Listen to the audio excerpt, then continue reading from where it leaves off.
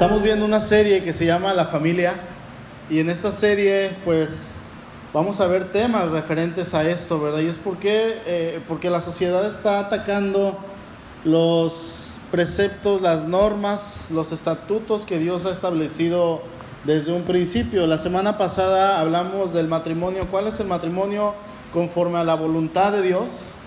Y algo que va en contra totalmente del matrimonio es el divorcio, ¿sí? Y hoy vamos a hablar de esto, el divorcio, una decisión contra la voluntad de Dios. Ese es el tema, ¿sí?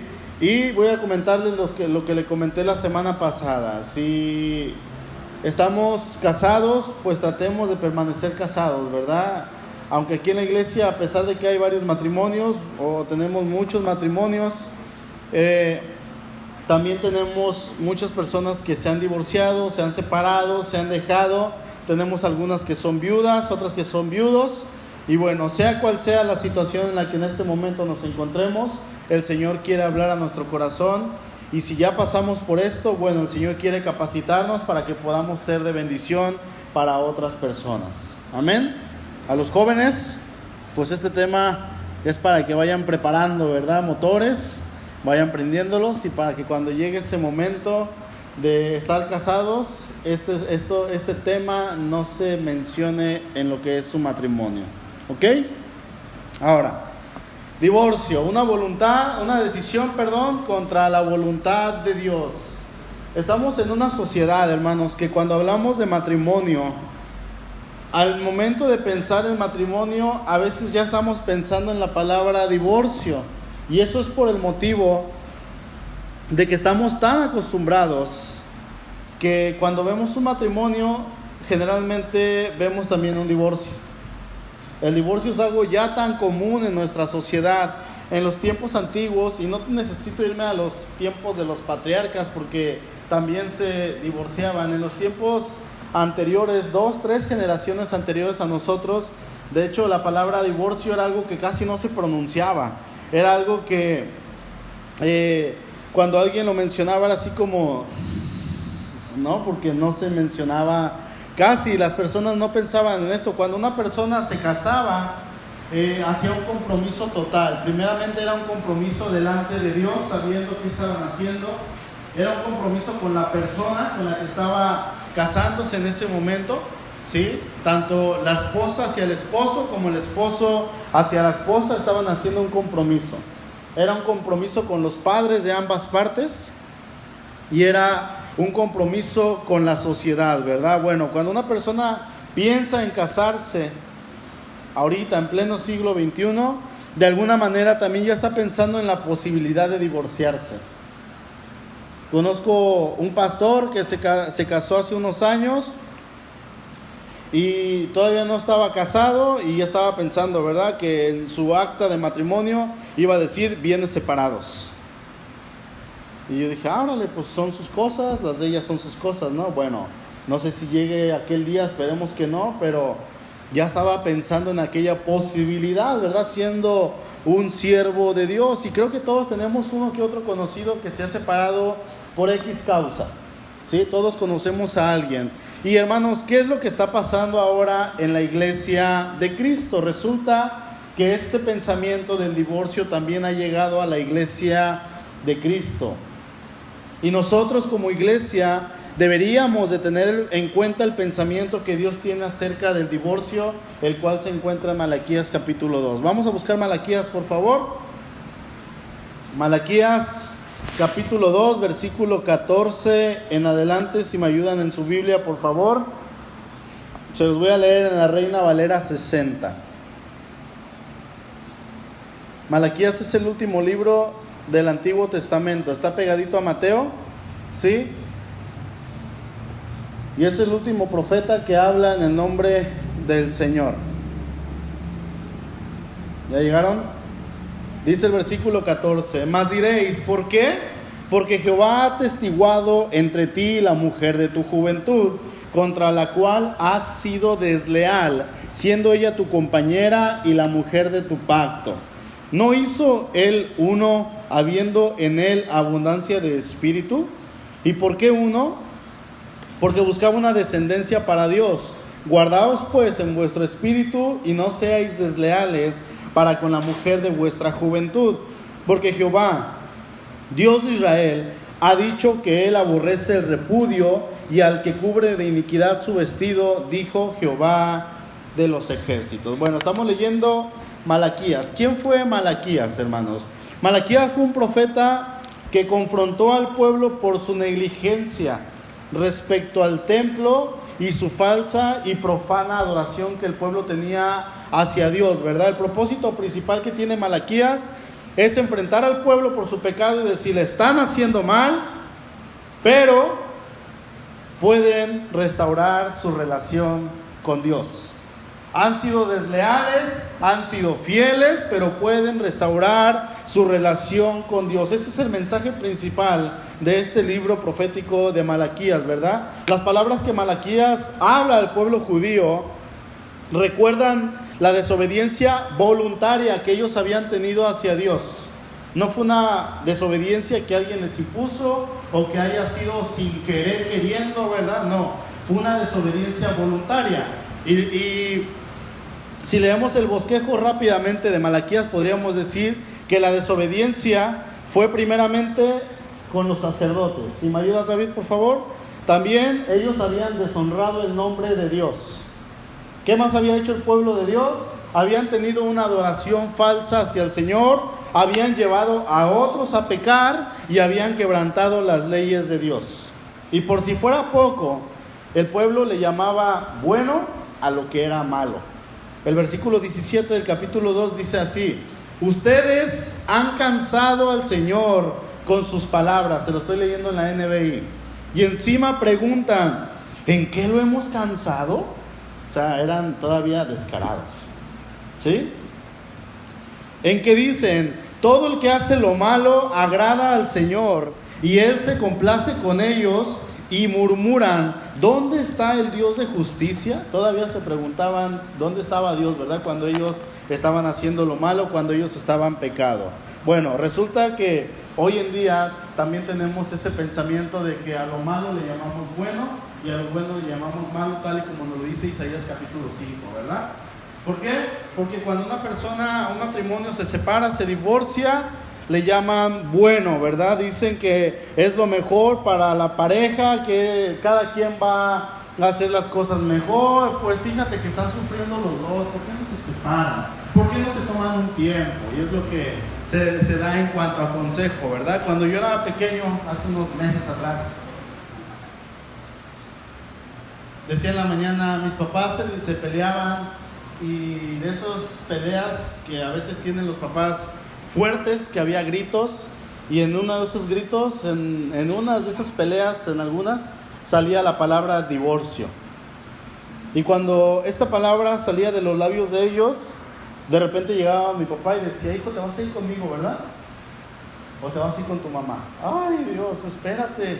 No, yo tenía 5 o 6 años, y yo el hecho de pensar que me tenía que separar de mis papás, irme con mi papá, elegir a mi mamá, decía, ¿qué voy a hacer? Yo quiero irme con mi papá, pero también quiero irme con mi mamá, y si me voy con mi mamá, también me quiero ir con mi papá. Y pensaba, y me aterraba esta idea de pensar que ellos se podían divorciar. Gracias a Dios, nunca pasó.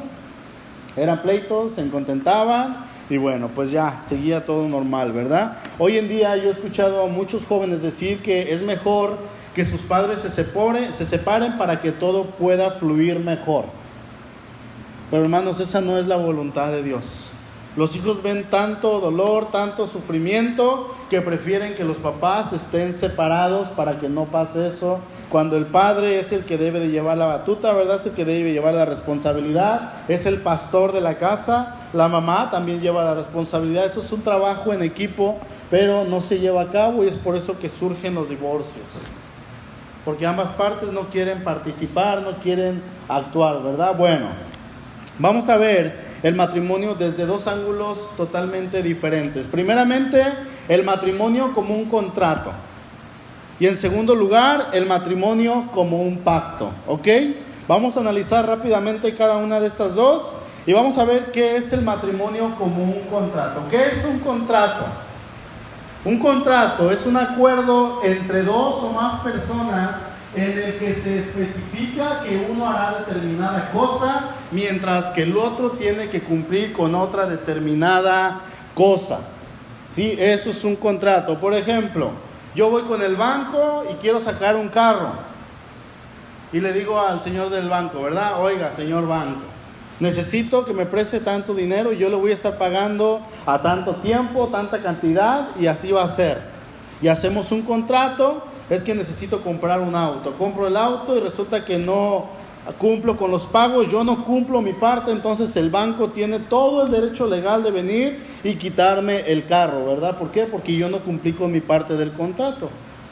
Eso es un contrato. Nosotros como seres humanos continuamente estamos haciendo contratos en cualquier cosa, contratos de alquiler de casa, de venta, de servicios. Cuando vas a un trabajo y te contratan, hacen un contrato por ciertos meses, ¿verdad? Y si no funcionas como ellos te dicen, tienen el papelito con el cual te dicen, ¿sabes qué? No cumpliste, que te vaya bien. Si cumples, renuevan ese contrato y bueno, te dan más tiempo, ¿verdad? Ahora, hay unos contratos que son de índole legal, mientras que hay otros contratos que son también de índole moral. Por ejemplo, si mi esposa y yo acordamos hacer las labores del hogar, a ver, Suri, tú vas a barrer, pero yo voy a trapear. Y resulta que ella no barre, yo no puedo ir y puedo demandarla, ¿verdad? Porque no hay ningún papel, lo que va a haber es una pelea, ¿no? Eso sí, pero no hay ningún papel que esté avalando, diga, si no trapea, pues lo puedes demandar y le quitas todo y que se quede en la calle. No, gracias a Dios no pasa eso, porque son contratos, podríamos decirles, informales. Si se trata de un contrato legal, cualquiera de las partes que no esté cumpliendo, la que está cumpliendo, puede demandar a la otra que no está cumpliendo, ¿verdad? Les voy a mencionar rápidamente algunas características de los contratos. Los contratos suelen ser acuerdos con una intención temporal. Ahora, dentro del matrimonio, el matrimonio es un contrato, ¿sí? Dentro del matrimonio es muy común que surjan pensamientos tales como, ok, yo me caso, pero si no funciona en 2 años, pues yo me separo, rompo ese contrato. Si las cosas van bien, pero en 15 años no van bien, yo rompo ese contrato. ¿Sí? Podemos romper ese trato y atenernos a las consecuencias. No pasa nada, rompemos el contrato. Eso es un contrato en el matrimonio. También la mayoría de los contratos se refieren a acciones específicas. Los contratos se basan en la premisa, si yo tal cosa, tú también tal cosa. Y la motivación de los contratos es obtener un bien deseado. Eso es lo que es un contrato en cuanto al matrimonio, ¿verdad? Una de las partes se beneficia, si las dos actúan, las dos se benefician, pero si una parte no hace lo que yo estoy pidiendo, pues yo tengo la disponibilidad de romper ese contrato. Bueno, hablando del matrimonio, legalmente es un contrato, pero delante de Dios es mucho más que un contrato. El matrimonio delante de Dios va mucho más allá. ¿Qué es? Es un pacto. Es un pacto que hacemos delante de Dios. Ahora, un pacto es un término bíblico y Dios es el Dios de los pactos, ¿sí? Dios es el Dios que hace los pactos. La palabra pacto se emplea por primera vez cuando Dios hace un pacto con Noé en Génesis capítulo 6, versículo 18. Dios toma la iniciativa de hacer ese pacto, ¿verdad? Y no debería sorprendernos que cuando leemos en la Biblia acerca del matrimonio, el matrimonio es considerado como un pacto, no como un contrato, sino como un pacto, ¿verdad? De hecho, el autor de Proverbios le advierte a su hijo que no se involucre con la mujer extraña, le dice, ¿verdad? Porque ella se olvida de su pacto con Dios, hablando de la mujer que no tiene buenas intenciones, ¿verdad? Dice Proverbios 2:16, serás librado de la mujer extraña, de la ajena que halaga con sus palabras, la cual abandona al compañero de su juventud y se olvida del pacto de su Dios. Está hablando de una mujer que no le interesa el pacto, que ve el matrimonio como un contrato. Puede estar hablando también de un hombre que no le interesa el matrimonio, que lo ve solamente como un contrato. En el momento en que no se haga lo que él dice, pues él rompe el contrato, ¿verdad? Bueno, Dios simboliza su relación con Israel con un pacto matrimonial, no con un contrato. Imagínense a Dios haciendo un contrato con su pueblo. ya hubiéramos perdido. ¿Desde cuándo? Y desde antes incluso de que hubiéramos sido alcanzados, o sea que no hubiéramos sido alcanzados, ¿verdad? De hecho, el Señor Jesús considera que el matrimonio es un pacto de por vida, lo cual ahorita vamos a ver más adelante, ¿verdad? Ahora, así como los contratos, les leí algunas características, les voy a leer algunas características del pacto, ¿ok? La primera, el pacto inicia motivado por el beneficio de la otra parte.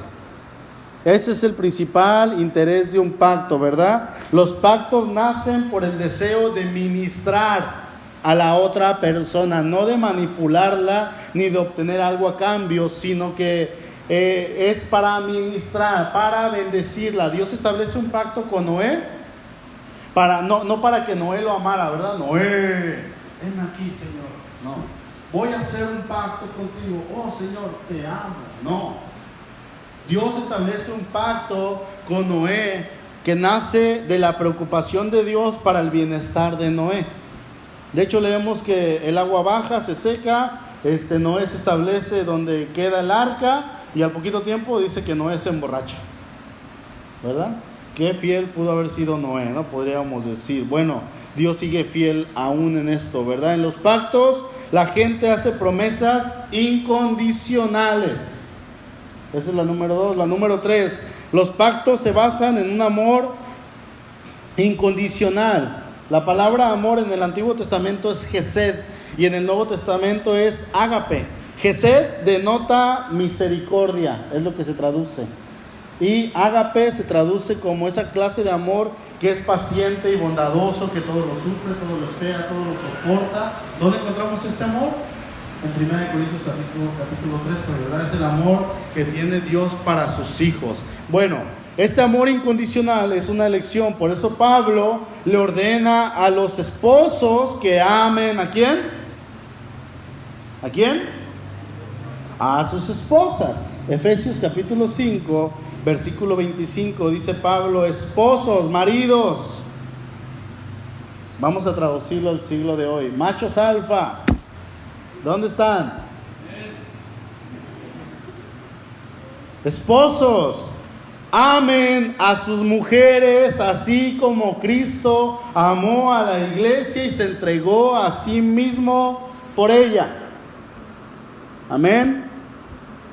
Ahora, las mujeres se basan en Efesios 5:22, que dice que la mujer se someta al marido, ellas mismas dicen, ¿verdad? Y que la mujer respete al marido, dice el versículo 33. Y dicen las mujeres, ¿verdad? Algunas, dice la Biblia no nos manda a amar al marido. La Biblia nos dice que nos sometamos al marido y que lo respetemos, pero que no lo amemos. Así es que no tengo la obligación de amarte, esposo mío. ¿Sí? Lo dicen jugando. ¿Has escuchado?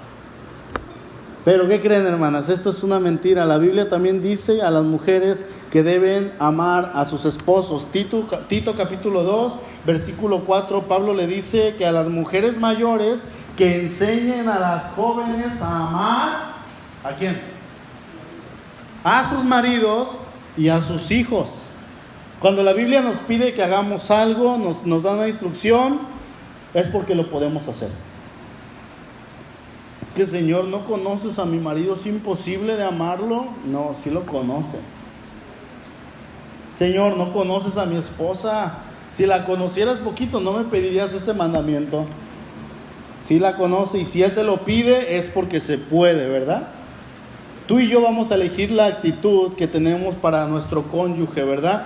Tener una actitud de amor incondicional, hermanos, es el aspecto más importante dentro del pacto matrimonial. ¿Una actitud de qué? De amor incondicional. Cuarta característica de los pactos. En los pactos, los compromisos son permanentes. El pacto es algo permanente, eso es algo incuestionable. No se trata de un contrato de 5 años. No se trata de cualquier problema para disolverlo, no. El matrimonio cristiano es un pacto, es un compromiso destinado a la permanencia. Debemos de ser permanentes. Y quinta característica, los pactos requieren confrontación y perdón. Si tú amas a la otra persona, bueno, a la persona con la que te casaste, y ves que está haciendo malo, tienes también la obligación de confrontarlo para su bien, y tienes que perdonar o, si es necesario, pedir perdón. Si te confronta la otra parte, tienes que estar dispuesto a aceptarlo y pedir perdón, ¿verdad? O aceptar el perdón. Es confrontación y perdón. Recordemos que el Antiguo Testamento tiene varios pactos, ¿verdad? El primer pacto Dios lo hizo con Noé. De hecho, la teología clásica, la teología reformada, habla de un primer pacto que Dios hizo con Adán. Le llama el pacto de obras. Que Dios le dijo a Adán, si tú haces esto, o sea, no tienes que comer del árbol prohibido. Adán tenía que hacer esa obra, ¿verdad? No comer, y Adán lo rompió.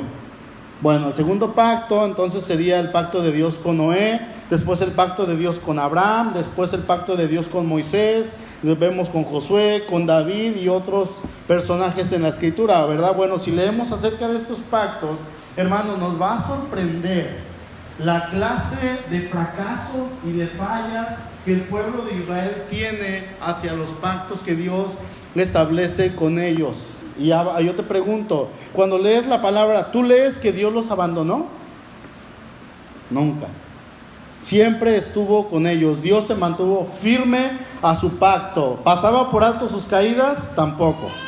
Los disciplinaba, ¿verdad? Pero siempre estaba dispuesto a perdonarlo. Es lo que yo les estoy diciendo ahorita que estamos leyendo en Malaquías. Dios siempre estaba hablando del perdón, ¿verdad? Algo que tú y yo debemos de recordar es que Cristo nunca dejará a su esposa por la cual Él murió.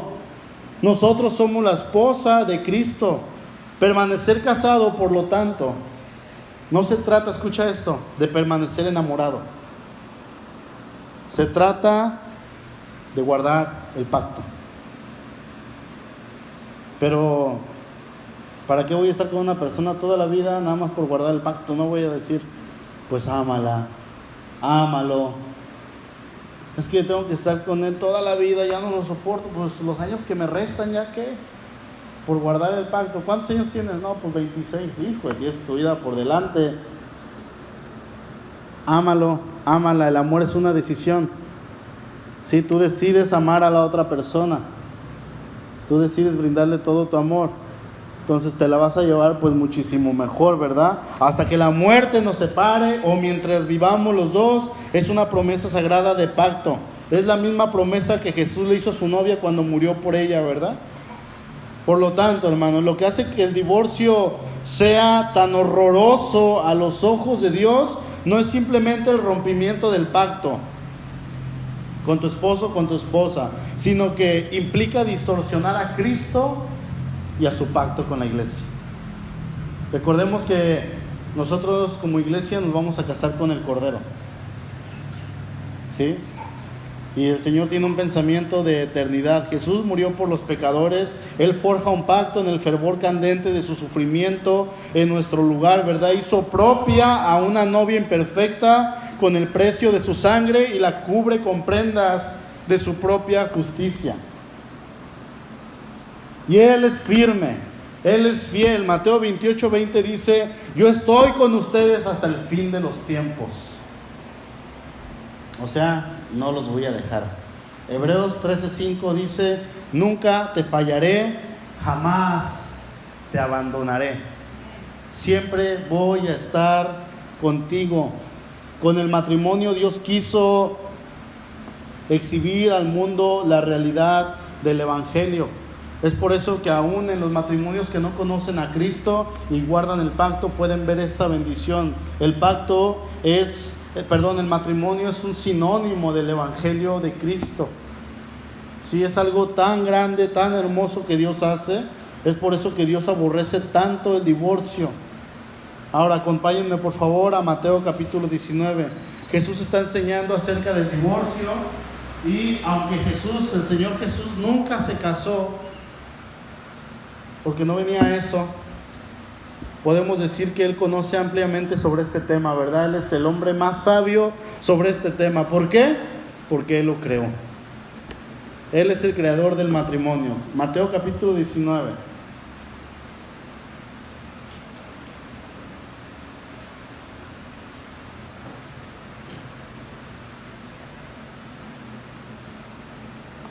Aconteció que cuando Jesús terminó estas palabras, se alejó de Galilea y fue a las regiones de Judea, al otro lado del Jordán. Y le siguieron grandes multitudes y los sanó allí. Entonces vinieron a él los fariseos y tentándole, diciendo: ¿es lícito al hombre repudiar a su mujer por cualquier causa? En otras palabras, ellos le preguntaron a Jesús: a ver, Jesús, ¿está permitido que un hombre se divorcie de su esposa por cualquier motivo? ¿Qué les va a responder Jesús? No, no y no. Estos hombres llegan con Jesús teniendo un corazón lleno de odio, de maldad, de ira, de envidia, de rencor, de mentira, de hipocresía, y vienen y se presentan hipócritamente ante el creador del matrimonio y le hacen esta pregunta: Señor, hasta para que les hayan arremedado los discípulos, ¿verdad? Lo que estás diciendo no tiene pies ni cabeza. ¿Está permitido que un hombre se divorcie de su esposa por cualquier motivo? Bueno, la respuesta de Jesús siempre va a ser la misma: no. Y es lo que responde en el versículo 4. Él les dijo: ¿no habéis leído que el que los hizo al principio, varón y hembra los hizo? Y dijo: por esto el hombre dejará a padre y madre y se unirá a su mujer, y los dos serán una sola carne. ¿Qué es lo que Jesús está haciendo aquí, hermano? Bueno, cuando algo no funciona, hay que ir al principio, ¿sí? Resulta que compramos una tele y la tele no funciona después de 2 años. Ahí estamos buscando en el manual, ¿verdad? A ver, ¿qué es lo que pasa? Después de 2 años sacamos el manual por primera vez y ya encontramos la falla. Bueno, Jesús está yendo al principio. Jesús se remonta hasta el principio. A esto lo podemos llamar la teología del principio. Jesús se va nuevamente hasta Génesis capítulo 2 y va al diseño original dado por Dios, la institución del matrimonio. Génesis capítulo 2, versículo 24. Acompáñenme, por favor. No pierdan Mateo. Es lo que leímos la semana pasada. Jesús, después de tantos años, regresa a los orígenes, regresa al principio. Por tanto, dejará el hombre a su padre y a su madre, dice, y se unirá a su mujer y serán una sola carne. Teología del principio. Por tanto dejará, es palabra directamente de Dios dada para Adán y Eva. Dios le dice esto a ellos, ¿verdad? No vemos en ningún lugar que Dios le haya dicho a esta parejita, ¿verdad? Y serán una sola carne, pero cuando cundan los problemas se pueden separar. Ok, Señor, no dice eso. Tampoco dice, y serán una sola carne, pero cuando ya no se soporten, se separan. Creo que en cualquiera de las dos ya estuviéramos separados todos aquí. Y tampoco dice, serán una sola carne, pero cuando engorden, se separan.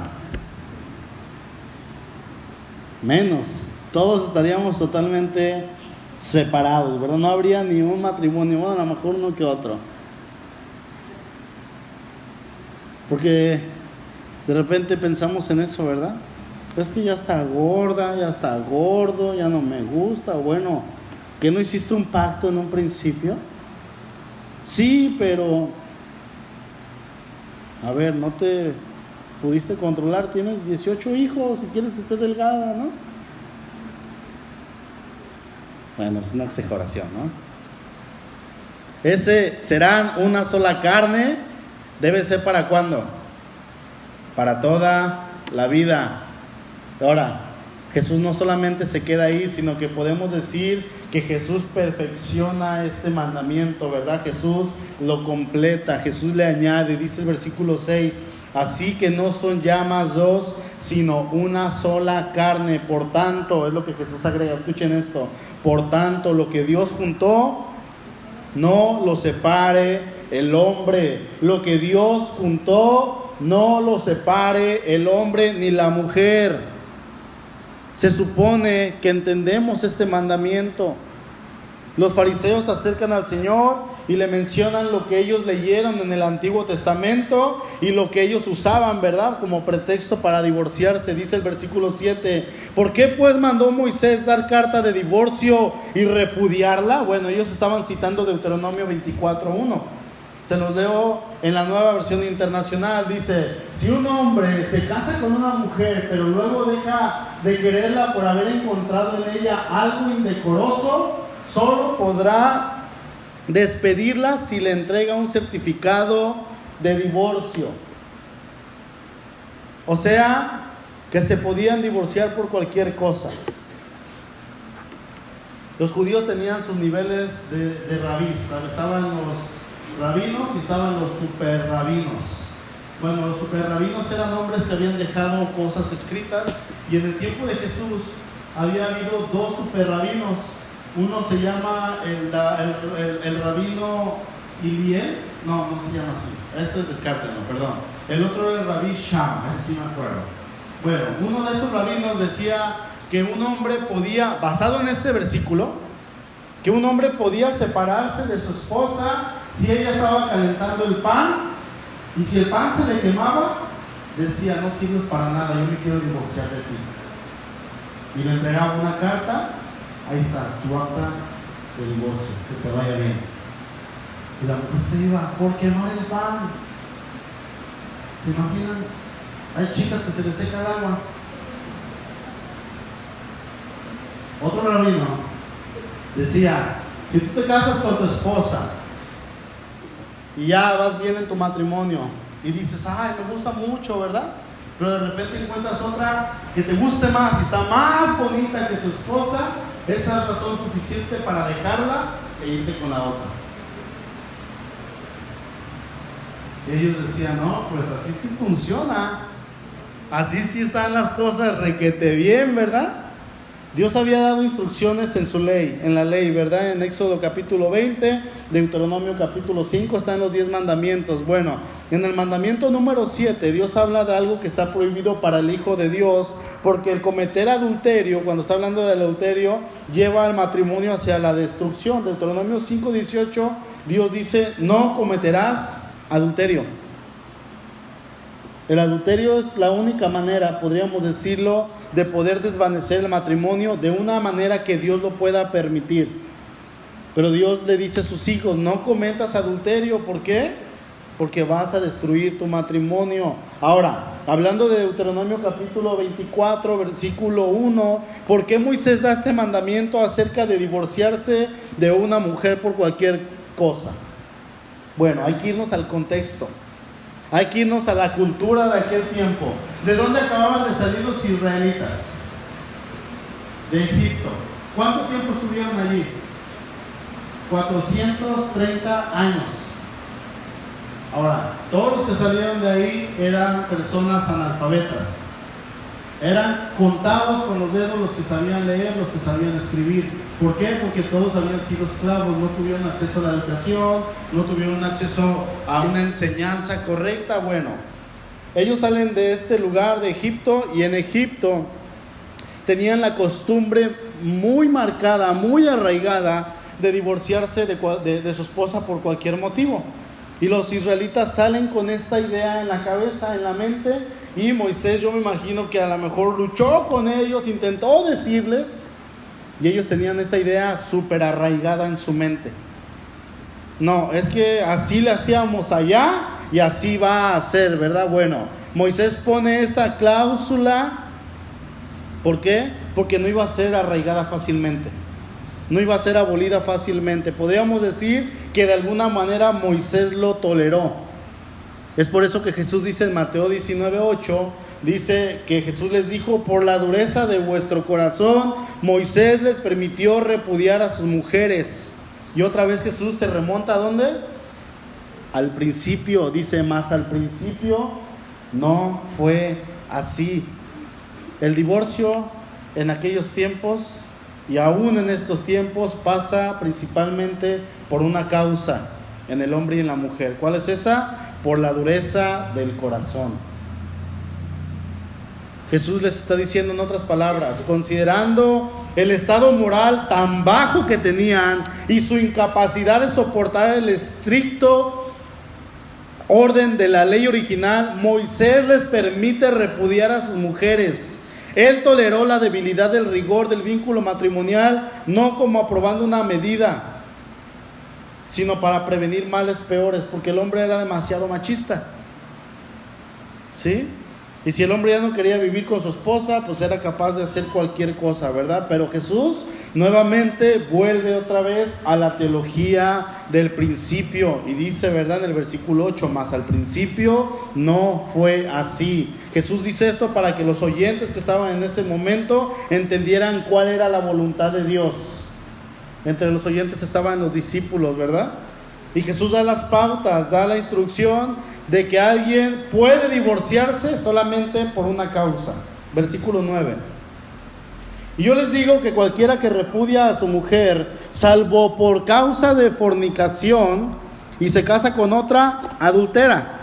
Y el que se casa con la repudiada, adultera. Bueno, esto es mencionado también en Mateo capítulo 5, versículo 31 y 32. Dice, también fue dicho, cualquiera que repudia a su mujer, dele carta de divorcio.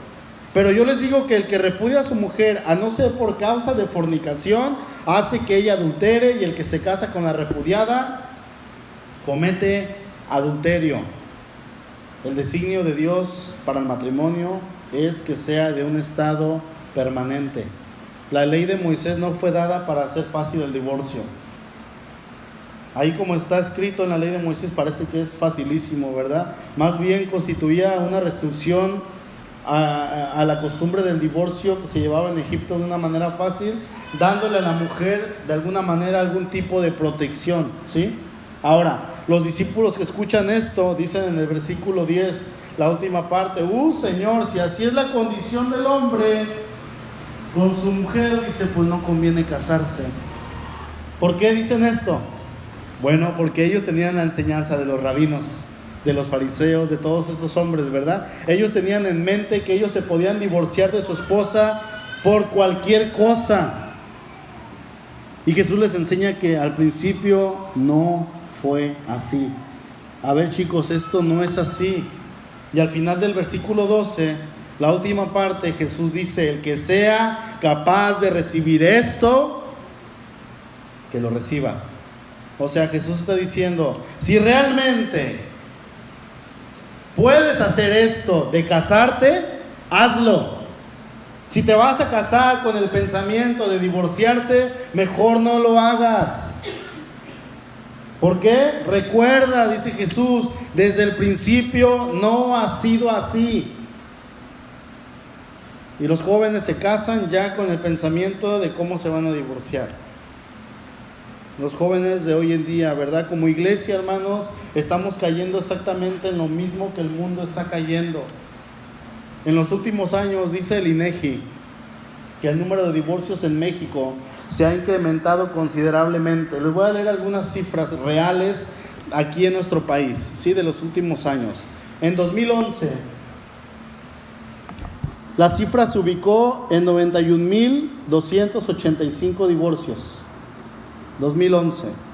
2012 fueron 99,509 divorcios. En el 2013 se registraron 108,727 divorcios. De los divorcios registrados en el 2013, se dice que el 58% de las parejas ya tenían más de 10 años casadas. O sea, ya tenían tiempo viviendo juntas. ¿Sí?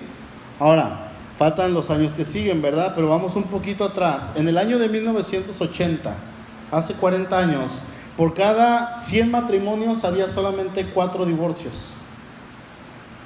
¿Sí? En el año 1990 y en el año 2000, esta cifra se eleva a poco más de entre 7 y 8 divorcios de cada 100. O sea, podríamos decir, bueno, pues ahí va la cosa, ¿verdad? Todavía más o menos. Bueno, para el 2010... el número de divorcios de 7 ya había aumentado a 15. ¿Sí? 2013 se registraban 19 divorcios por cada 100 matrimonios. Obviamente va en aumento y en aumento y en aumento. Ahora, en el año 2017 hubo 528,000 nuevos matrimonios, más de 500,000. Pero de esos 528,000 matrimonios, hubo 147,581 divorcios. ¿Sabes cuántos de cada 100? 28 matrimonios de cada 100 se están separando. Eso fue hace 2 años.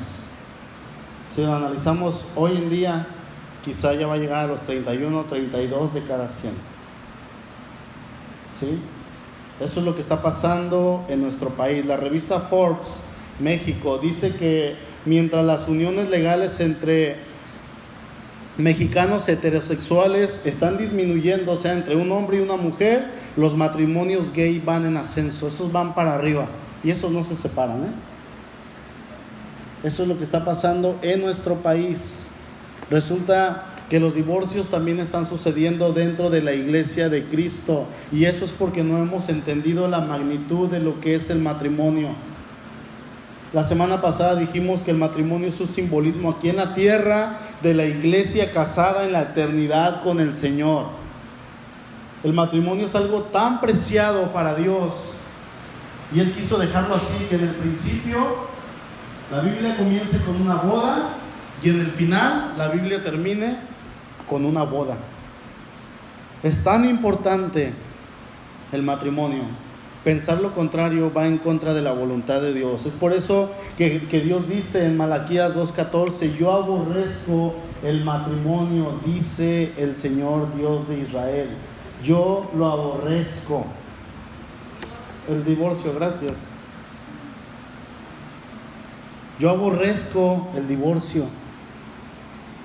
No es bueno, destruye la familia. La familia es la base de la sociedad. Imagina pensar, hermano, en aquel momento en que la iglesia de Cristo se esté casando con el Señor. Ese momento tan esperado por su iglesia, amén. En el cual nosotros estemos ante la presencia del Cordero y se haga este evento esperado desde la eternidad en el corazón de Dios, y la iglesia se casa con el Cordero. Bueno, ya estamos en la eternidad, tengan esa imagen en su mente. Y pasan 72,587 años, y de repente el Señor ve a la iglesia y dice: no, ya me cansé, ya me aburrí. ¿Saben qué? Quiero un divorcio. ¿Es posible? No es posible. No va a pasar. ¿Por qué? Porque lo que Dios piensa acerca del matrimonio es un pacto. Jamás va a pasar eso. Sin embargo, el ser humano tiene un pensamiento totalmente contrario a lo que es la voluntad de Dios. Les voy a leer algo que fue redactado en una revista en Londres. La revista era llamada, no sé si exista todavía, The New Woman, la nueva mujer, ¿verdad? Y en su publicación del mes de junio de 1982, esta revista cita un pequeño párrafo que extrae de un libro llamado Divorcio, ¿cómo y cuándo librarse? ¿Sí? Bueno, la cita que esta revista publicó dice así: es cierto que su matrimonio se puede desgastar. Los valores y estilo de vida de cada uno van cambiando. Todos queremos tener nuevas vivencias, ya que el cambio forma parte de la vida. El cambio y el crecimiento personal son rasgos de los que usted debe enorgullecerse, pues revelan una mente vital e inquieta. Debe aceptar el hecho de que en el mundo multifacético de hoy es muy fácil que dos personas se vayan alejando. Si su matrimonio ya no le satisface, librarse de él puede ser lo más productivo que haga en su vida. La obtención del divorcio puede resultar un paso positivo hacia el crecimiento y la resolución de sus problemas. El divorcio, dice esta revista, puede convertirse en un triunfo personal. Y esta revista en aquel tiempo era leída por más de 8 millones de personas. Donde dice que lo más viable para los problemas es el divorcio, y así te vas a superar, vas a triunfar, ¿verdad? Bueno, Jesús dice: al principio no fue así. ¿Qué pesa más? ¿Tu palabra o la palabra de Dios? ¿Sí? Ahí vas a demostrar el amor de Dios hacia tu cónyuge, ¿verdad? Dependiendo de la situación en la que te encuentres quizá en este momento. La única manera que Dios permite dar el divorcio es por inmoralidad sexual, ¿verdad? Por adulterio. Si ha habido adulterio es permitida.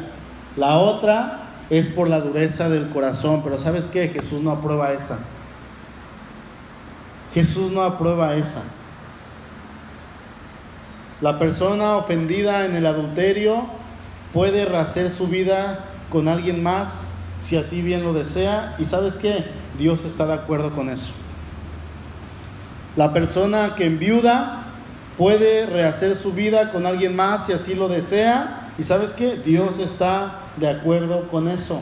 Cualquier otra manera de querer hacerlo es necedad y es una ofensa contra Dios. Cuando un jarrón se hace añicos, cuando un pedazo de tela es desgarrado por alguien que tira con manos fuertes, se va a necesitar tiempo, ¿verdad? Para que los derrames y las roturas se limpien o se reparen. Se va a necesitar dinero para reemplazar las cosas, sí, pero una relación rota resulta mucho más costosa todavía, ¿sí?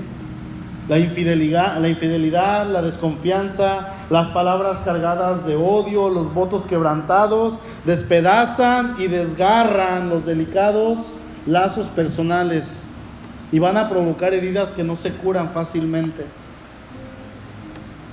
Debemos entender, hermanos, que el matrimonio es la institución más hermosa creada por Dios y Dios quiere que permanezcamos en él. A veces ya no vamos a querer. A veces vamos a estar explotando, ¿sí? A veces vamos a decir, ya no lo soporto, ya no la soporto, ya. Pero ¿sabes qué? Estar casado no se trata de permanecer enamorado, se trata de guardar el pacto, permanecer en el pacto. ¿Tú crees que si Dios actuara de la misma manera en que nosotros seguiríamos dentro de su pacto? Ya hubiéramos salido. Dios guarda el pacto, ¿sí? Y Él se mantiene firme a su pacto. Si tú ya pasaste por un divorcio, Dios te puede restaurar. Si Dios ya te restauró, gloria a Dios. Si en tu matrimonio, hermano, hermana, estás pasando por problemas, yo te invito a que busques ayuda. Acércate al pastor, acércate a un líder fuerte, a un matrimonio que tú veas dentro de la iglesia que sea un matrimonio de bendición, alguien que te pueda ayudar. Sí, pero no te quedes callado, no peques delante de Dios porque sea tu corazón orgulloso. La manera en que se empieza a romper el matrimonio es cuando se rompe primeramente la relación con Dios. Si Dios no está en el hogar, la relación con tu cónyuge se va a romper. ¿Sí? Va a ser cuestión de tiempo. Y quererlo reparar sin la ayuda de Dios va a ser casi imposible, o yo diría imposible. Busca a Dios. Joven, yo sé que estás pensando en casarte en 5, 10 o 15 años, o un año. ¿Sí? No sé. Yo quiero invitarte a que cuando te cases sea una decisión realmente tomada para toda la vida. Algo que yo le he dicho junto con Suri a las personas que llegan, que se van a casar, es: ustedes no se conocen. Sí, llevamos 5 años juntos, no se conocen. Y eso los casados podemos decirlo. Cuando alguien se casa, cuando una pareja se casa, realmente se conoce a la persona como es.